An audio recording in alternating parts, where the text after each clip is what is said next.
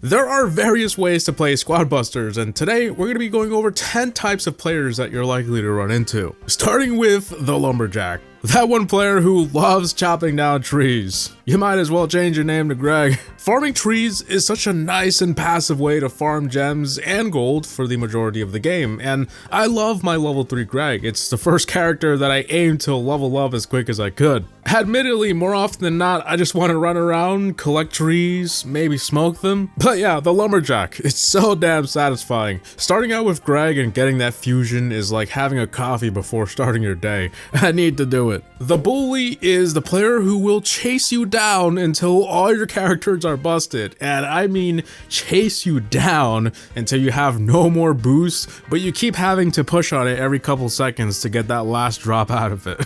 If it gets to that point, I mean, you're gonna have to accept your fate some point. Or just do what I do and take them for the longest stroll around the map.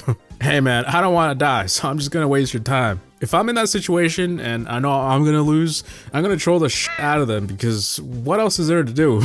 Nah, but really, I think all of us will have to be that guy at some point. Especially the more competitive it gets, you're gonna have to be more aggressive as everybody else is gonna be just as aggressive. There's no way I'm gonna lose my streak for having a bit of mercy for a solo character running around. Sorry, man. The Monster Hunter, the player who stays away from all the action and just farms monsters. And let me tell you, it's pretty dang fun. There's so many different monsters, each with their own attacks and quirks, and it's really chill to sit back and relax and get as much of them as possible. The closer you get to the middle, the bigger the monster and the reward, and I find it to be one of my favorite ways to play. You can definitely win without ever interacting with a player, at least the world that I'm at right now. I don't know about any higher.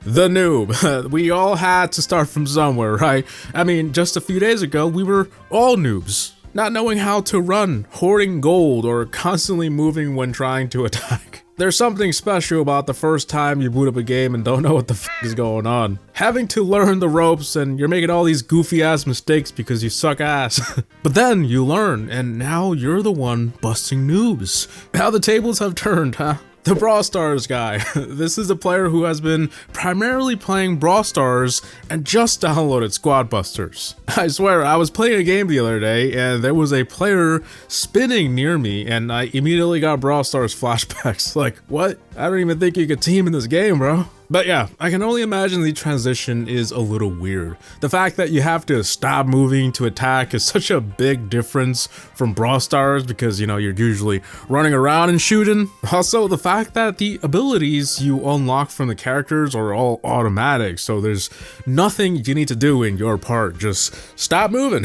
It can take some getting used to. How many of you guys are coming from Brawl Stars? Emote Spammer. This one's pretty self-explanatory. The guy who is always spamming emotes. Surprisingly, I haven't seen many use the emotes in this game. I feel like I'm the only one sometimes. Maybe the button is in a weird spot or not as obvious as it needs to be, but yeah, like I said, sometimes I find myself being the only one using them in match. I like to put the beat up Greg when I'm running away from someone, or the Colt target one to let someone know that I'm gonna go over there and beat your ass. I don't know, it's really dumb and goofy, but there's always that one guy that spams emotes, and apparently it's me.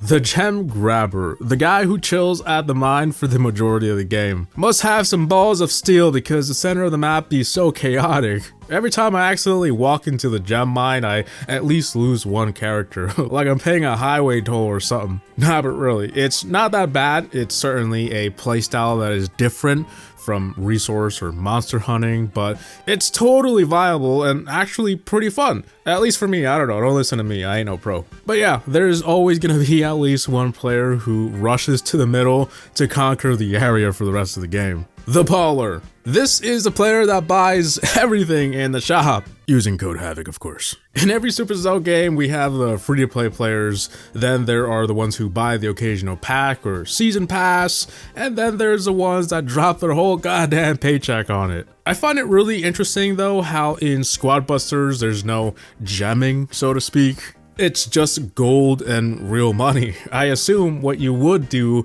is buy a crap ton of gold and drop it all on the character selection screen and keep refreshing it.